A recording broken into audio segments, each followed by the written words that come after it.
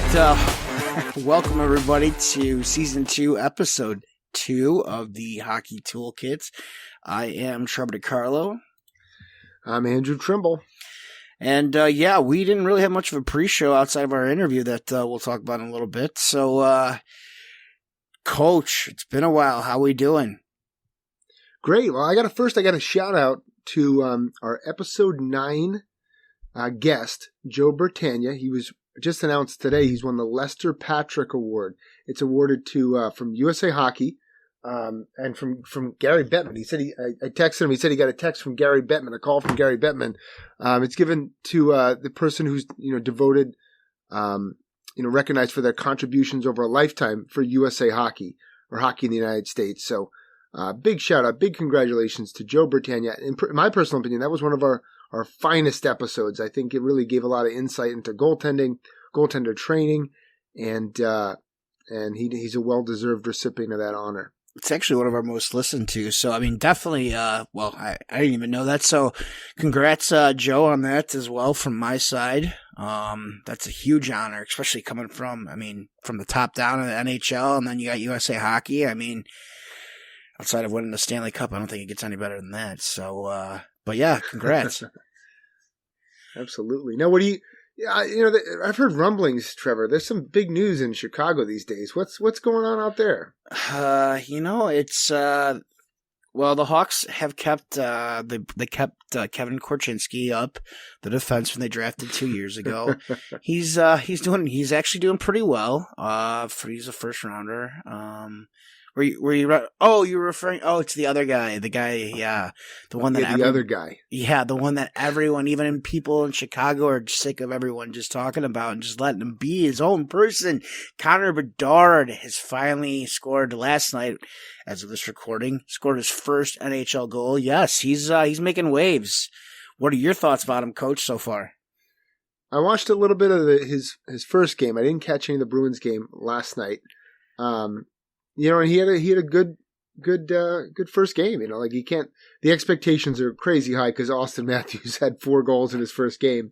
But that's a really good first game. I mean, the guy came in and he was driving a lot of offense. He created almost every shift. He had like 5 or 6 shots on goal. Like, it's a great first game. Just because you didn't get that first goal doesn't matter. I mean, he looked like he more than belonged for sure. It's funny is that guys at work were talking about it because I got a new job now. So the older gentlemen thank you. The older gentlemen are just asking me now, like, "Oh, did you catch the game?" Because now I'm the hockey guy in the small little office. So, and I'm still learning my place. But they're asking, "Oh, did you watch Bedard? This, and that?" And it was actually brought to my attention that and I forgot about it. But because of his birthday, like technically, if he was in school, I know for sure in Illinois, but like if he was in I'm going to say probably most states, due to his birthday, he would actually still be a high school senior. And now he's up against playing against guys that are, maybe 20 years ago, I'd say, double his age, but now the average age of the hockey players. But I mean, almost guys that are 10, 15 years older than him. And while he does look young like a kid, I mean, he's playing like he's been around for a while and he's making it fun again. Absolutely. It's funny. Like, I know I correlate a lot with the Devils, but like his debut compared to Jack Hughes' debut a couple years ago, I mean, Jack Hughes looked like a baby out there. Connor Bedard looked really good. He looks fantastic. Again, that's the big thing is I get The Athletic, so I read, and I've just been reading Bedard stories left and right. Like, and I'm reading the comments in those, and like, even I'm kind of like getting sick of reading about Bedard. Like, look, don't get me wrong, like maybe one article a day, just something new, interesting instead of the same old, recycled stuff that everybody keeps using. Like, again, I mean, it's been since Matthews, maybe McDavid was like probably the last, you could say, quote unquote, generational player. But, and I don't want to compare them, and I'll save that for later. But, it's just one of those things where it's like, all right, let's let the kid be the kid, and let him breathe a little bit. But, for a town that's starved for actually quality hockey again, It's great. I'm excited. I actually have already got tickets to go see them in November. So, I'm looking forward to it. But how is everything going over in your part of the country? Good. It's we're in full swing with our Wolves programs. Our 16s are doing well. Our 18s are right now they're number one in the Granite State Hockey League at the Tier 2 level. Our junior teams are both in first place in their divisions in the EHL and the EHL Premier. But it's still early. It's a lot of games to be played, so don't want to put the cart ahead of the horse. But all's going well. How about your guys? I mean, first of all, congrats. It all sounds awesome. I mean, I don't think you could want more than that. Being in first place. Sounds like things are moving well. My guys, my little guys, they're doing fine. They're doing, we're right now, knock on wood, we're on a 3-game heater, so I'm pretty happy with that. But, overall, it's been definitely not drop off. It's been a different atmosphere going from having 15 and 16-year-olds to having basically 9-year-olds, and some of the stuff they say, man, they're hilarious. No, it's some wild, of the other I'm stuff sure. they say, you're just like, all right, that's enough. But it's fun because it's like going back down to, it literally is the roots of the game, and just trying to make it fun and still find ways to teach concepts and skills without not overdoing it, but also not underdoing it. So you got to find that right line of what's age appropriate for them, but also makes it fun, because I don't want the kids to be like, oh, hockey, I got to go and, go practice. This sucks. No, I want kids to show up and be like, yeah, okay, I'm going to have to work hard here and there, but I know we're going to do this kind of small area game or this or that. So, honestly, it's been fun so far. It's a long-winded answer but. No, I think that, that's one of the things I think the coaches can learn from a lot of different directions. A lot of coaches kind of come from the concepts perspective of what they're trying to teach the kids, and then they formulate the practice around that. And other coaches come from the drill perspective of, oh, this drill will work for this age level or this group, and I think I'll work more on these particular types of drills. What have you found has been the most effective way to teach your group of kids at that age level? Honestly, I like to hide I've always done, even with the older level, but this level even more. I like to hide things within the drills. So maybe, the focus on a particular drill. And again, all drills, you can work on different things, but, our season started after tryouts within, I think I had the kids for 2.5 weeks. And I've got some kids that are new to the team, the group, some kids that are new to the club.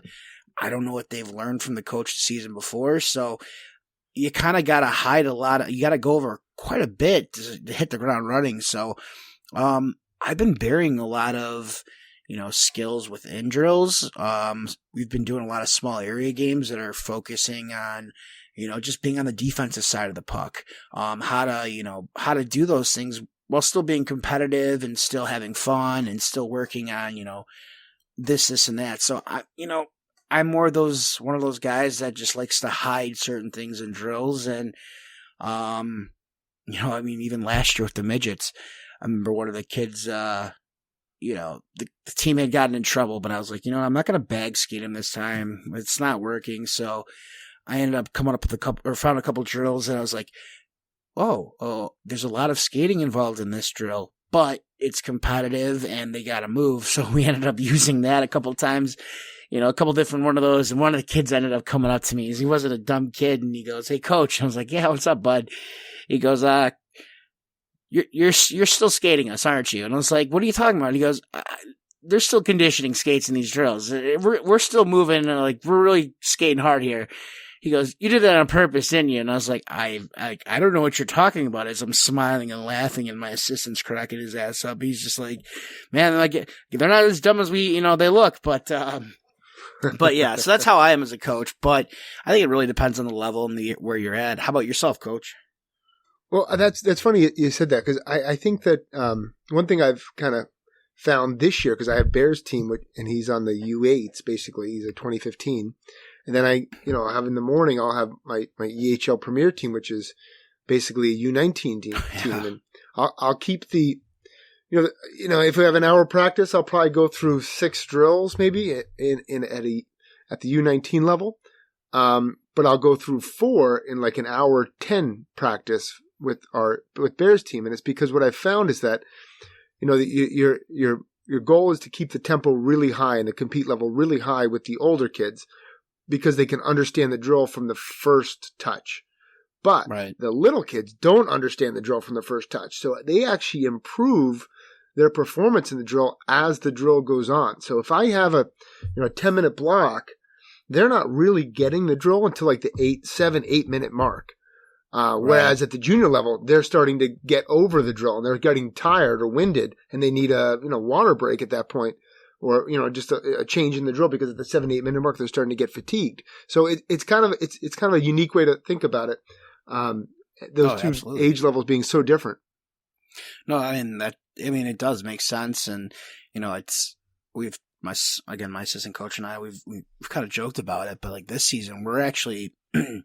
A lot of the stuff that we had to go back and start over from scratch with the team last year, because again, it was kind of a misfits team. It was kids from all over who got cut from other places or whatever rhyme or reason. We've gone back, like we've actually been using some of the stuff with the little guy, like the 9-year-olds now, because it's just that kind of basic stuff, like that basic concept. So, I like how you said, you're doing 4 drills within an hour 10. I try to keep it same thing. Like I try to do the same type of warm up just so they all know what they're getting into. But after that, I'm looking for maybe some half ice because, some station based drills and then tossing in some small area games just to end it off, and I think that works the best. But yeah, allowing extra time with the younger kids for sure. I love that. I absolutely love that, that correlation there that you made there, or not even correlation, but the difference between the two age groups.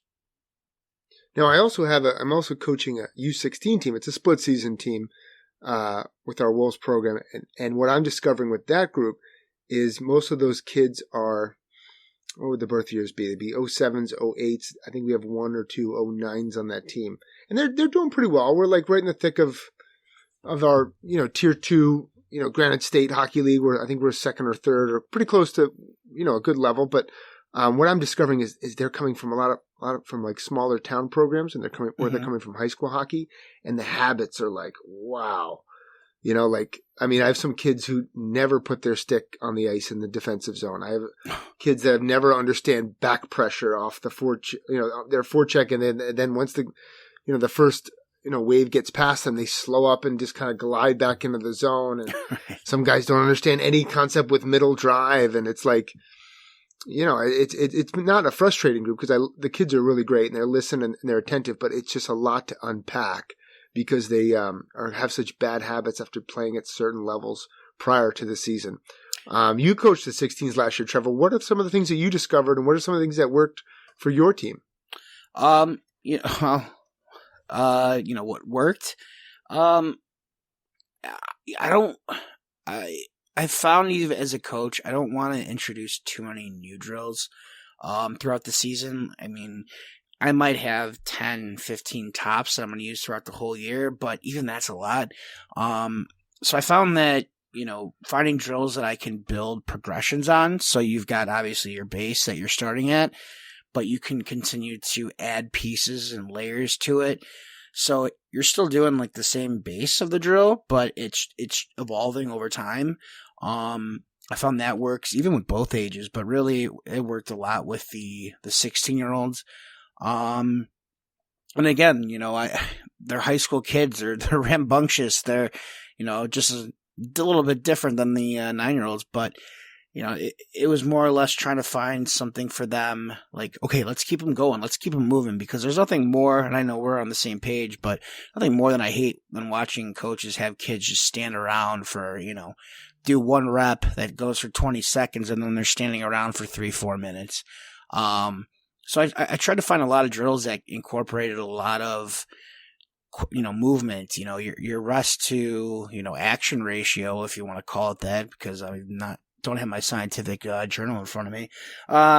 It's more or less like, you want to aim for, 2 to 1, right? So you want to rest for 2, for every action that's won.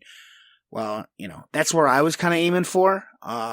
So that the conditioning's built up into the drills already, where I don't have to bag skate kids at the end of practice or in the middle or before, or right at the beginning. So that's kind of what worked for me, 16s. But again, my team was a lot different than I would say normal 16U teams, that I've coached in the past. So, but I got a question for you, Coach. With again, you've got all these different levels that you guys work with with the Wolves, and you and Tim and the other coaches, do you guys sit down at the beginning of the year and kind of map out or plan out what the rest of your season, like what you want to do coaching wise, is going to look like? That's a great question, Trevor. We've had a really steady contingent of coaches since about the 2018 season because of the limitations with our program to expand beyond the certain age groups that we've been allowed to offer. We haven't really deviated too far from like 16s, 18s, juniors. So that's been our bread and butter for the last 6 years. And we've had consistent coaches throughout that time that, maybe one year Coach Guerin coaches the 16s, then this year he's coaching the 18s. I was coaching the junior teams, then I took a little break and was coaching the 16s for a full season. And, so things like that. So we don't necessarily currently have like that kind of game plan, but we have talked about that game plan, and we used to talk about the game plan, but we're on the same page pretty consistently where we don't really need to do that. But I do think those things are really important. And with, we have some big news with the Wolves coming up over the next couple weeks, and we're already talking about doing a summer symposium where we're going to have one meeting a month, June, July, August.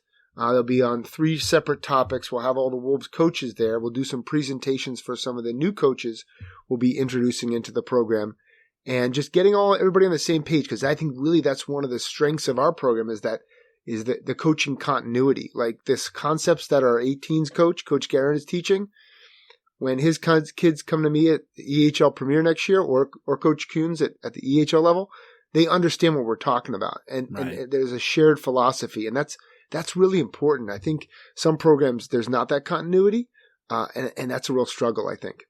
No, I don't disagree. And the reason I asked is, like, last year, I've said the story a couple of times where my assistant coach and I met up before. I think we stopped at a Buffalo Wild Wings before our practice one day, and we just all right, we're going to go over this in September, do this, build on this. Like, it was just basically building each month on new stuff or introducing new concepts just based off of our prior experience with midget age players. And I think after, like I said, like the third or second skate, I went in, grabbed the binder that I had it written in, and I just ripped it out, crumpled it up, threw it away. And I'm like, all right, we're literally going back to the basics. Like we're not able to start here, but we did it again this year with the squirts and, the 9-year-olds. And it's actually been, it was easier because, again, we are literally starting at, the basics already, if not a little bit more. But, we try to keep it simple. Like, hey, here are the 5 things we really want to focus on the whole season. Here's a couple things for the offensively, not just offense like forwards, but offensively. And a couple things we want to work on as a team defensively. And, hey, we're going to introduce these types of things, each month. And really, I mean, we're not introducing, like, I'm not doing a power play. 9-year-olds don't need a power play. They need to know how to, manipulate space and how to create give and goes and triangulation. So those types of things. But I mean, literally like the first 2 months, I think 2.5, we've already just defensive zone coverage and breakout and just the different ways we're going to break out. And then I think eventually, right now we're working on angling. We might show them, hey, okay, this is what a 1-2-2 looks like. Because in my opinion, 1-2-2 is easier to teach than the 2-1-2 because there's so many different variations of it. But I think that's really helped us, and I think that's a piece that some programs, I think it definitely would help a lot of coaches because it gives you kind of a guideline. And again, you can always go back and say, you know what, we need to work more on this. We need to work more on our breakout, or we need to work more on our passing. And again, this is now like the 3rd season I've actually done it, and so far so good. So I mean, for any coaches out there, it's not a bad idea just to kind of game plan just a little bit of, hey, this is what we want to accomplish and this is how we're going to go about it. You know what? It might take you 30 minutes, it might take an hour, but it keeps everybody on track. So I think that's a great idea, Trevor. So my question back to you, though, on that, have you found it, what's easier, working with a kid who's a blank slate or breaking bad habits of kids who have a full plate of already developed skills? And from my experience, it's tough because, I've worked with kids that are, blank slate, but they don't really grasp what you're trying to, teach. Where I've also had kids that are, they've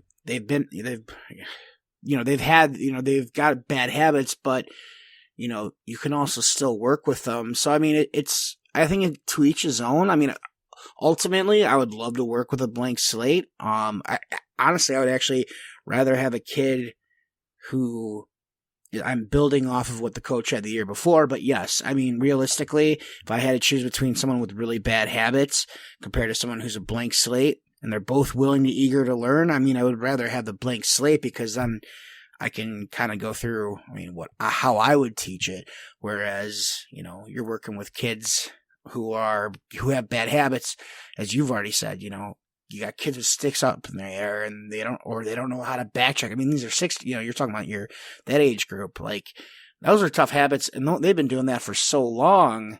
Yeah. Now to try and break, I mean, that kids that have their sticks up in the air in the defensive zone, you might as well tie a brick to their blade because I don't know how else you're going to get them to, remember to keep that stick down unless you put them on the bench. But what about you? What are your thoughts between blank slate or bad habits? Yeah, I like to have really well-developed impact players where they know everything, and you can put them at the power play one, and they score 3-4 goals a game. Yeah, well, we got that in Chicago now, but if you haven't heard.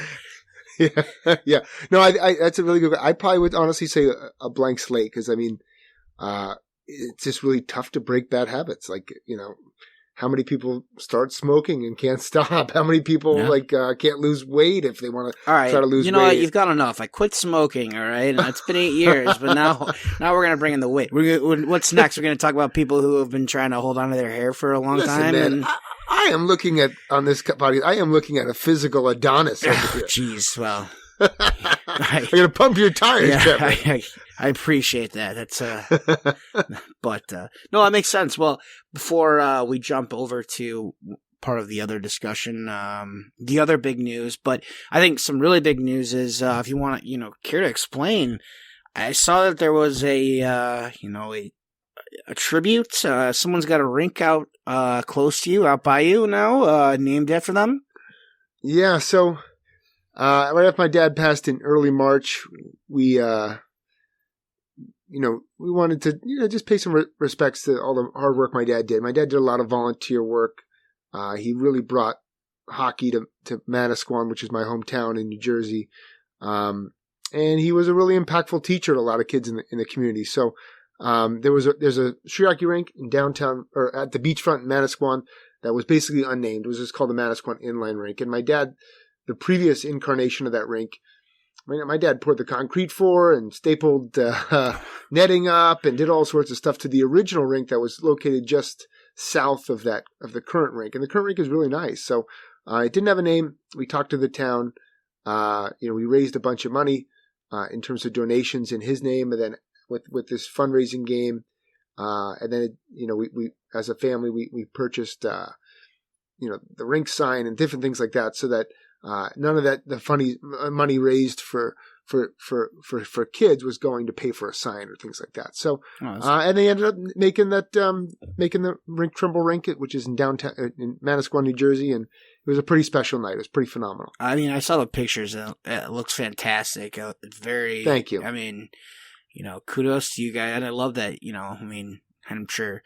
I love that you guys put the money, the fundraising money towards the kids, and everything. And again, I mean, what a tribute to have, in your hometown. But, for kids to say, oh, we're going to, the Rick Trimble rink, like, they're going to, like, who is this? Why is it named after this person? Like, and that's just one awesome way to, memorialize somebody who played such a big part in, obviously, your family's life, but also how many other kids, he did stuff for, with throughout hockey or baseball or anything else like that. It was pretty phenomenal. We had to see so many. I mean, we had a couple hundred people at the ceremony, and just people coming from all walks of life and giving me all sorts of different stories, and it was pretty cool. One thing funny about the game though is, was that you and Net? Yes. So okay, go ahead. Sorry. All right.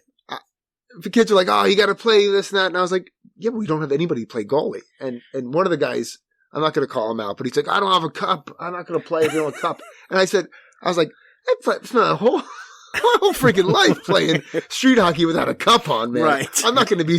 And I've been married for 13 years, so I mean, I don't really use the thing anyway. So like, wow, yeah. put me in nets. I don't give a shit.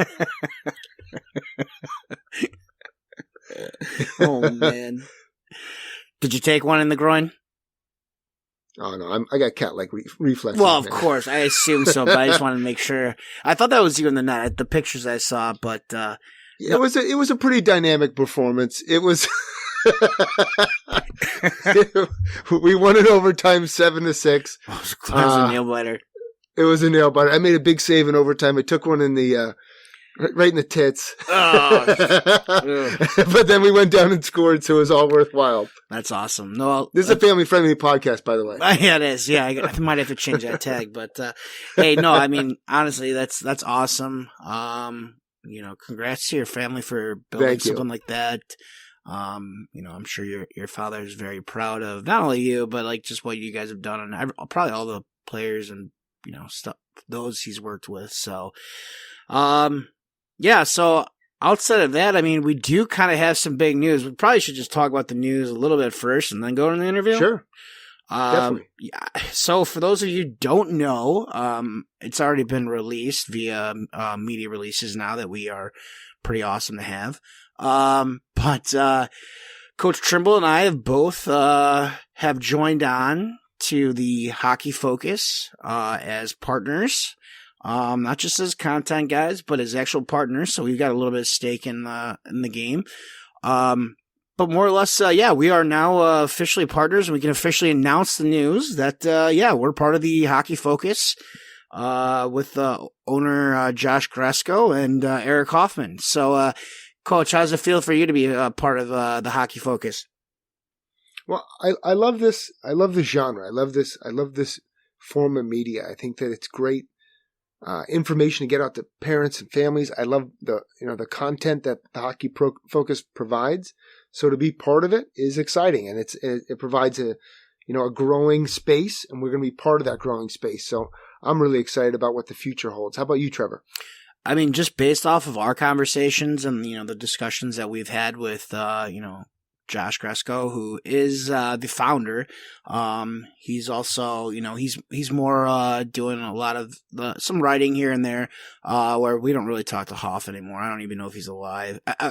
He's alive. I just talked to him earlier, but I mean, we barely talked to him. He's more of a background guy, but the ideas that Josh has, which will be discussed here in a couple seconds when we play the interview, but some of the ideas he's had, some of the ideas we've already bounced around. I'm looking forward to it. I think we've got a great space, as you already said, that I think there's a lot of room to grow.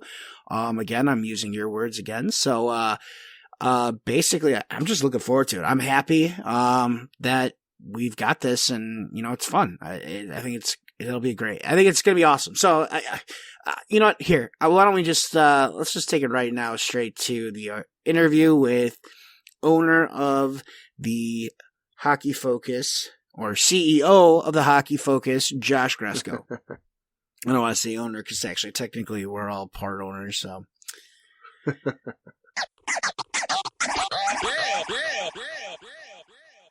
But this is Trimble's part, so I should do something now?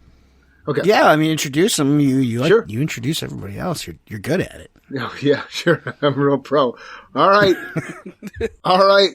Toolkit listeners, we have Josh Gresko with us. He is the CEO of the Hockey Focus, and he's been joining us today to talk about some interesting news we got going on with the Hockey Focus and all the stuff going on the website and social media. So welcome aboard, Josh. How's it going? CEO is a tough title because this isn't like a huge corporation, but I'll take it. Yet. Yeah, that's what we're shooting for. The Hockey Focus. I love it. S&P 500. That's why you brought us on. That's exactly why I can't do it myself. So tell me, Josh, what do you got? What are some big plans you got in the works for Hockey Focus? Yeah, well, I mean, first off, bringing you guys on, it's a huge plus. Kind of a big deal. I think it's kind of just continue what we're doing, but obviously, revamping it in the sense of getting more quality content. I think, one of the biggest thing with bringing you guys on was bringing kind of just your expertise. Being in the game actively right now is definitely a huge part because obviously, I'm so not disconnected, but I've been out of the game. I'm not coaching in terms of that, so I'm not there day to day. I'm definitely following it around and can report on it. So just having that expertise and being able to really connect with parents and players was a huge plus. And obviously, just you guys are fun to be around, fun to work with. So it's definitely exciting. Jeez, but I think you haven't been talking to my wife lately. Kinda... Jeez. I was going to say, we got our moments. Just kidding. There you go. But yeah, no, I think it's just kind of revamping up the content, getting quality information out to the listeners that we've been able to garner and attract, and then ultimately help out maybe any parents or players that are younger that want to know about not only the junior hockey landscape but the college landscape, college route, AAA, youth hockey, kind of just everything hockey, focusing on the development but also the news side of it. So I think kind of getting more podcast on board, obviously with the Hockey Toolkit podcast, getting that on board, getting you guys bringing that in-depth discussion, and then ultimately bringing back TJHP, potentially bringing back Stall Talk at some time. But I think I really want to focus on getting good quality content in form of podcasts, and then ultimately blogs and whatnot, and maybe throw in some YouTube shows, and definitely get some more social content as well. Well, that's one of the things I like most about the Hockey Focus is it really has something for everybody. If you're a casual NHL fan, you can tune in and get some information on some of the topics of the day. Or if you're more interested in junior hockey or college hockey, there's information for you as well on those topics. Now, Josh, who do you think is like the ideal person that we're targeting with this new approach? Yeah, I mean, so obviously the TJHP, and I would say just the website in general, so which transformed into the Hockey Focus, was always, our demographics were always kind of like the parent and the coaches. It was always like that 30 to 50 age mark. So I think we got a lot of coaches, a lot of players, a lot of parents, and then we're kind of missing that younger demographic. So I'd love to kind of crack into that. It's always a tough demographic just because, I mean, when I played juniors, I never sat and listened to a podcast. First off, they weren't, big back then, 10 plus years ago. But getting maybe that YouTube and that short form content, or getting clips up a podcast, I love to kind of garner that demographic, which also comes with, gear reviews, and there's just a lot in the works, or a lot of stuff that I'm thinking of, or that we're thinking of now. And I think it's really important to kind of get after those, probably 16 to 21, the kids that are playing juniors, or the kids that are, the 16-year-olds that are playing AAA that maybe just jump right to college, whatever it may be. I think getting that younger demographic is definitely kind of, the focus, I would say, maybe this year, and just kind of getting those people on board, because it is also tough, just with the space that we're in, is targeting, not targeting, but getting the audience to stick around, because players might, they're younger, they're playing, juniors or youth hockey. Once they're done, they move to college. Their parents are also kind of out of the hockey space, so you almost have to every 3 or 4 years get a new, attract that new audience in to listen. But I think getting the players and kind of doing what we do best and giving quality information, but then also having that, not cool, but all that laid back kind of atmosphere where we're joking around. It's we're in the locker room. It's all the guys can relate to what we're kind of talking about, but then we kind of mix in the news and information throughout. I love that, Josh. And one of the the best podcast I ever heard you do was one with an advisor. So like bringing in other people that provide, maybe a conflicting point of view or creating some, different dynamics within that interview segment. I found was really informative. What kind of things like would you expect for the future in the next couple weeks, couple months? Would you be rolling out with the Hockey Focus that's maybe different than what you currently have? Yeah, so it's definitely, I'd like to kind of with that short form content, outside of kind of the podcast. Obviously, TJHP is taking a little break for the off season. We're gonna get that going again. But in terms of content that we haven't really done before, I have, I think we've discussed briefly of a show, us three, kind of, once a week, where it's more of like a YouTube show. It's 15-30 minutes. We're talking about the highlights of the week. Just kind of running through maybe the major stories or anything that happened or anything that, happened in our lives even. Just doing kind of a YouTube like that show. I would like to do kind of like you mentioned with the advisor interview. I think a cool thing to do would be more of like, a Twitter, Instagram, TikTok type show where it's like maybe 5 minutes. It's really short, 5 to 10 minutes, where it actually is just sitting down with a quick interview. Get a coach on, we get an advisor on, we get a player on, whatever it may be.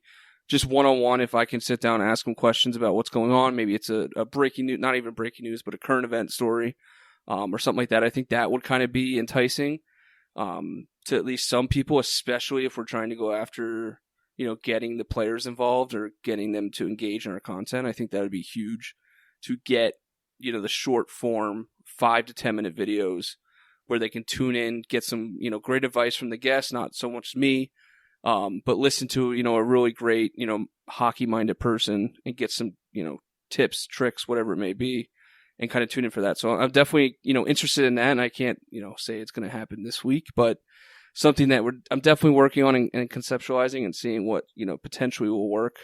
And then on top of that, I think you guys just bring, Trimble, especially you with the drills of the week.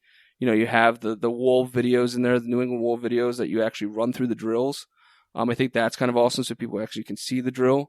So some of this stuff that you guys have also brought is different and an avenue that we haven't really gone down in terms of getting consistent quality, good content that actually helps players, parents, coaches, whoever it may be.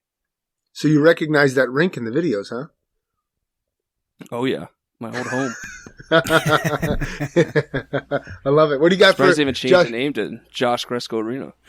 That's in the works. I don't know if you know that. Oh, really? Yeah. I mean, I made that huge donation. I thought it would already be done. Yeah, it's already in the works, and at least we're going to name one of the bathrooms after you. So you got something. You got that going for you. I'll take that. That makes more sense, I think. Oh man. Oh jeez. No, yeah. I mean, on my end, obviously.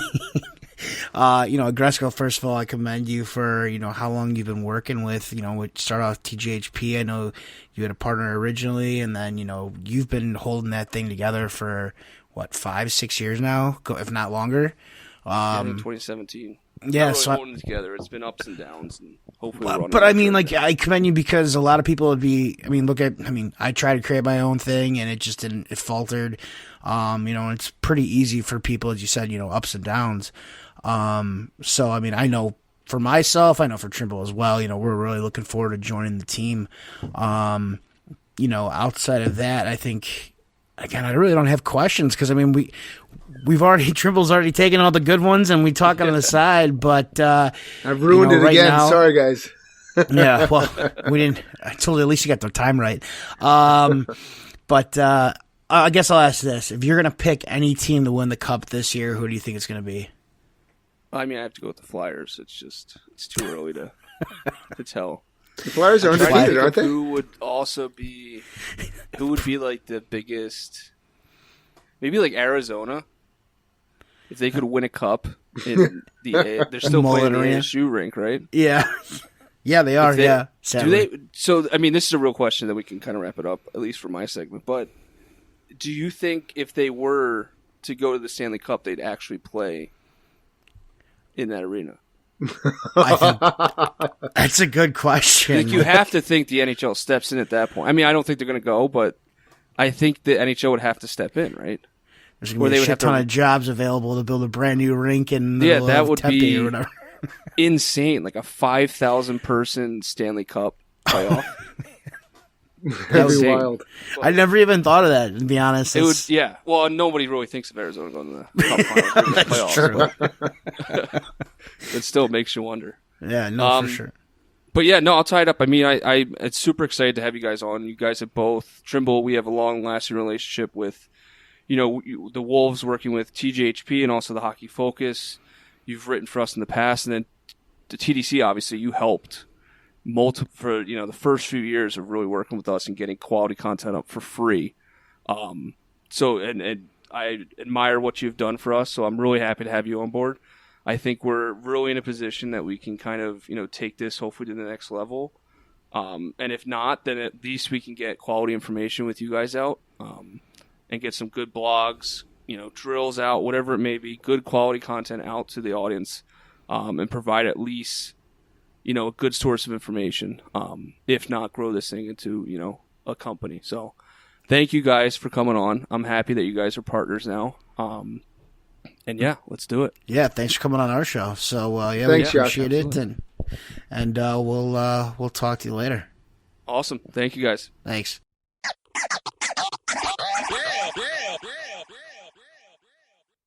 Thanks a lot, Gresco, for coming on. Even that 10, 15 minute interview, that was already fun for us. So I'm looking forward to it. I know you are too, Coach. So definitely. Now, a little bit of backstory. Did you coach Gresco, or did he? I mean, you already alluded to it that you guys are naming the shitter after him, but what? So I was the assistant coach when Josh played for the Laconia Leafs here in Laconia. It was probably the last year they had the Leafs, before they were bought out by a company in Waterville, New Hampshire, which became the New England Wolves. And then Josh went on to play in, I think it was the Minnesota Junior Hockey League, which is now part of the USPHL. Yep. And then I think he's still, he's remained out in the Midwest ever since. But Josh was, you guys give him a lot of flack. Josh was a good player out here. He made a good first pass. He saw the ice really well. He had a little bit of heavy boots, but he had good hands and good vision, and he added a lot to the team. Funny story. So I was a young coach at the time, and I had some guys help me move in when we bought our house here on Morrill Street in Guilford, and they saw like a sign in the garage, and it was like this, surf coaster sign, and there was a condemned water park in the Weirs Beach, Laconia. I probably shouldn't reveal this. I'm going to get arrested. But, so the kids were like, yeah, I think we were over 7 years for sure. Some of the kids were like, "Where'd you get that sign, Coach?" I was like, I got it from this place down in the Weirs. And they were like, "That's sick. Are there more signs down there?" It's like, "Yeah, I'll show you." So we went down there. With a bunch of guys, and I got our hands on some good signs. It was a good team building activity. How to be criminals. Nice job, Coach. Nice. No, yeah, I mean, I didn't teach them how to be criminals. I told them how to be pack rats. You're working out hunting the puck, hunting for signs. Same thing. You're just always after them, right. Looking for the good ones. Yeah, I mean, Gresco, again, when, he talked about how I was with them before. And it had a lot of fun. And, he said it for, like, I looked at it as just something to do for fun, and it was fun working with him and Hoff and some of the other guys.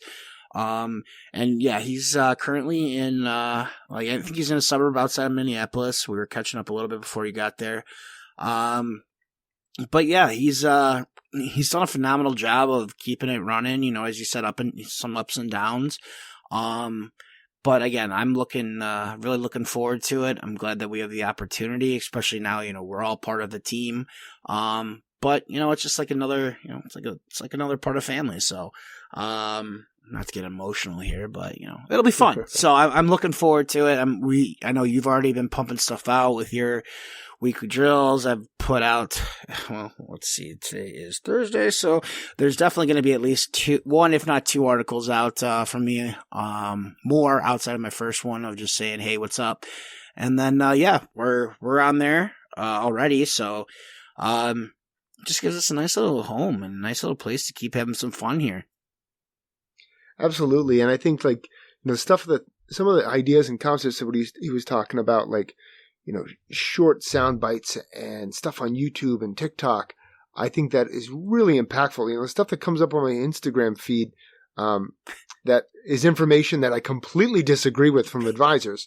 I think there's a space for, real content, real information, useful information that can go out to a wide variety of people within the hockey space. And I think that the Hockey Focus could take over that landscape in a large part.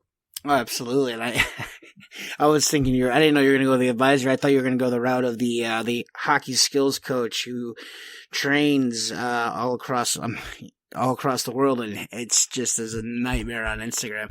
I actually found him on Twitter too. So, at some point, I'm sure we will have a discussion between himself and myself, but, I'm not going to get too much into it now until I see his next stupid little short video.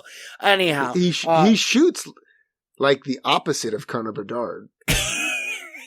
He's got a whole 3-step system, and he'll tell every kid they're doing it absolutely wrong first, and then they can fix it. 100% wrong, all of them, 100%. And then when Connor Bedard shoots it, where do you go from there? The guy can rip it. As the fastest release, most accurate shot. It's completely different than what he's talking about. Yeah. Oh God. We'll save that again for another day. I want to keep it at least somewhat cordial to start. So, but yeah, so it's going to be fun. And like you said, yeah, the little ideas, the stuff here and there, not the little ideas, but the short stuff, that type of content, that'll be fun. And, we'll just keep kind of plugging along Absolutely. there, but, kind of circle back to the end of the show here. We do have 5 myths, and because we've been talking about hockey, the NHL quite a bit, and about Connor Bedard, in case you didn't know, he's a rookie in Chicago here. Great shot. Did you know, Coach, he scored his first goal last night? I think the world knows. Yeah, I've heard a few times. Every kid I've ever talked to today, you see Connor Bedard? Yeah. Oh my God. So we've been talking about the NHL, so we decided we're going to go into hey, let's do what are the 5 myths of the NHL this season. Which I actually liked, and I know I only had 2. I was thinking of a third one, and then you fired off 3, and I was like, all right, well, I'm not going to do any more heavy lifting. So, my number 1 is the Boston Bruins will completely drop off with the loss of Krejci and Bergeron. And although I think they're not going to be a 60-win team this year, I think they still have very good goaltending. I think their defense is still really, really good, led by Charlie McAvoy. And then they have a lot of depth up front. And you forgot they have a guy named David Pasternak. He's pretty good too. So I think, they're right in the middle of the playoff discussion. They should be a good team. I don't think anybody will repeat a 60-win season, unless you're pre-cap Detroit Red Wings, or Montreal Canadiens pre-cap. But they're going to be good. What do you think, Trevor? I don't think there's going to be. It's tough to replace your top 2 centers. Let's not you can't say it's not. And again, replacing a guy like Bergeron, even taking Krejci away, replacing Bergeron, who's been one of the best two-way forwards the game's ever seen. That's hard to do. Now, do I think there's going to be a big drop-off? They're not going to be, as you said, the 60-win team. I don't think they're going to be squeaking into the playoffs, but I still think they're going to be a playoff caliber team. Again, you said depth, and that's really what the game's about, is having good quality depth. And I think the Bees do have good quality depth. So I would say, I agree on that myth right there. Maybe I'll say 2, Trevor. You know what? I'm going to skip. Sorry. I'm going to move 2 around because we've already, but I'm going to go with 2 is the myth that Toronto can't win the cup. And as much as I love stirring the pot with the Leafs fans, I think I'm not picking the Leafs by any means to win the cup, but they've got so much talent on that team. And again, another team with a ton of depth. I think really last year they just ran into a hot goalie amongst, very few things. Again, I mean, they're a strong team top to bottom. Maybe their goaltending is not the strongest, but I still think overall they're still a team that could win the cup. I don't see why not. That said, if I am, Sheldon Keefe, I gotta know that if I'm not making it to at least the semis, my career in Toronto is going to be over. But I think they could still. They're still easily a contender. There's no doubt about it. I agree. I think that you're only cursed until you're not cursed. Like the Leafs are one of the probably top 5-6 teams that has a chance to win the cup this year. They haven't won it yet, so it's just a matter of time, I think. Yeah, no, definitely. What do you got for number 3, Coach? Quebec should be the next NHL franchise. Interesting. There's a lot of talk about NHL expansion, and maybe over the next 5-6 years going to adding 2 more teams.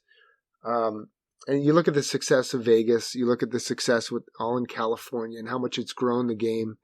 And although it would be nice and nostalgic to have Quebec back in the fold, I think the next franchise, I don't think they should go back to Atlanta. I think Houston is a huge market, and Houston, has hockey in Texas has grown so much over the last 20 years. The fact that they only have one NHL team and they have, so many kids playing hockey, I think it's time for Houston to get a franchise. It's funny you say that because yesterday I was talking to our club's skills instructor, and he was talking about, we were all talking about just how AAA hockey is across the country and how at certain ages, like the Dallas Stars actually run the youth programs out there. And I think they've only got the Junior Stars is the only AAA team out there.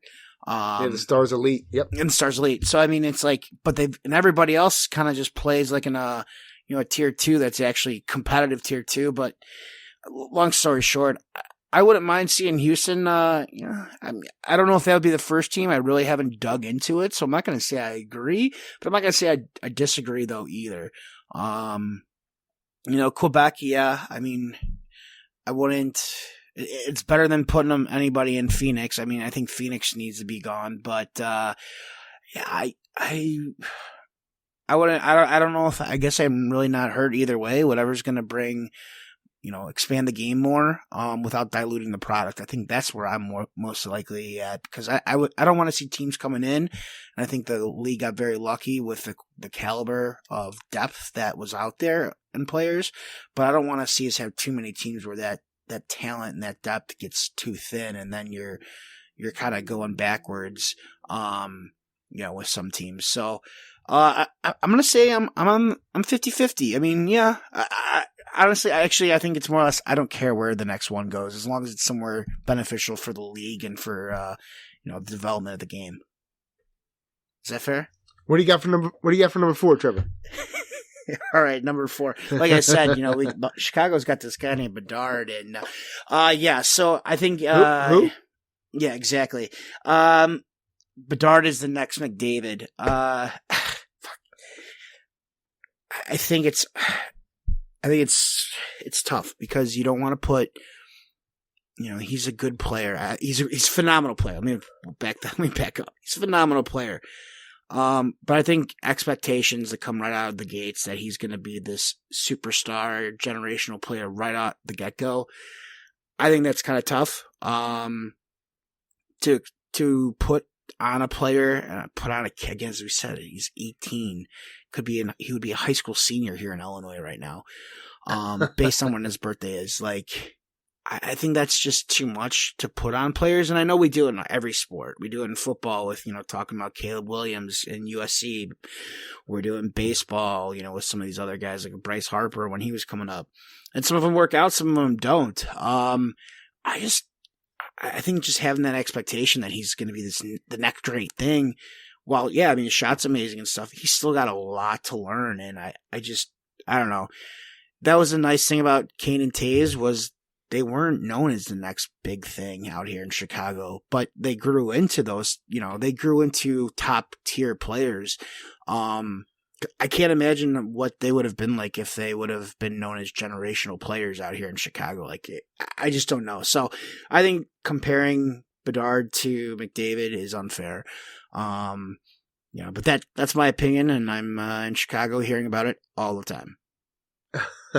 I think, and looking at the type of player he is and the type of situation he's going to, there's not a ton of talent around him in Chicago. So it's going to be a struggle. Like he's probably not going to be a playoff team for maybe a year or two. But I think just like in that respect, he's a lot like the situation in Edmonton where they kind of grew together. So like you have these young players, like you talked about a couple other young players that are coming in Chicago.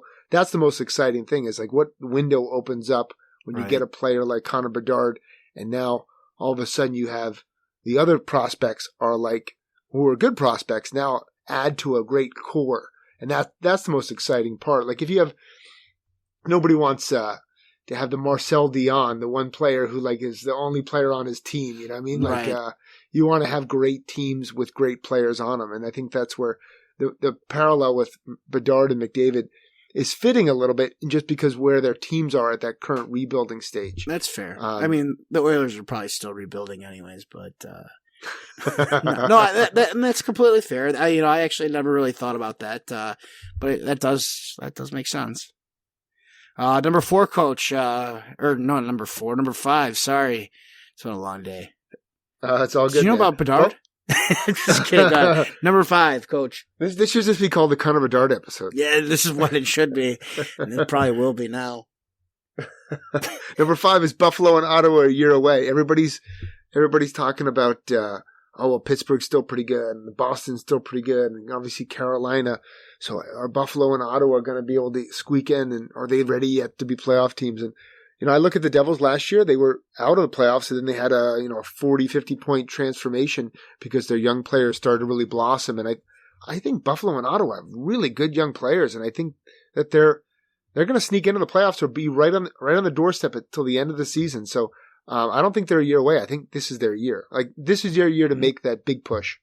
I was curious which way you were going to go with that statement, and I for sure think Buffalo is a playoff team. Like I think they've taken that next step as an organization, more so than Ottawa, at least. But still, I mean, I don't disagree. I mean, I think the Pens have bit off more than they can chew with doing this whole like one last push thing. I think that's going to bite them in the ass in the long term. But I don't disagree. I really think actually out of all of them, I think Buffalo is a for sure playoff team this year.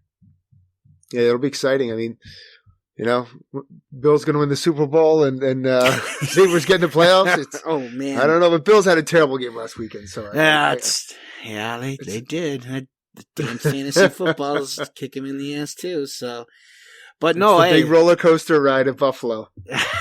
I just want to watch people go through tables. That's really it. Me too. Yeah. So. Well, Coach, this was fun catching back up. We'll get this back on a regular schedule. I know that I've actually had a few coaches that I know of reach out and say they enjoy what we're doing and they really like it. So shout out to them. I appreciate the feedback. Anybody out there. But yeah, we'll get back on a regular schedule here. And now that some of our lives are more stable, like basically my life. Yeah, Coach, anything you want to finish off? Add, take away, bleep out, anything? No, good luck in your games this weekend, Trevor. And looking forward to some great hockey with the NHL starting this week. So it's all fun. Yeah, good luck to the Wolves. Sounds like you guys don't really need much luck, but you're kicking ass. So keep it up, Coach. And we'll talk to you later. You always need luck, my friend. Well, you'd rather be on the right side. But all right. Absolutely. Well, I'm Trevor DiCarlo. I'm Andrew Trimble. And this is the Hockey Toolkit. Yeah, you guys all have a good night or day, whatever time it is.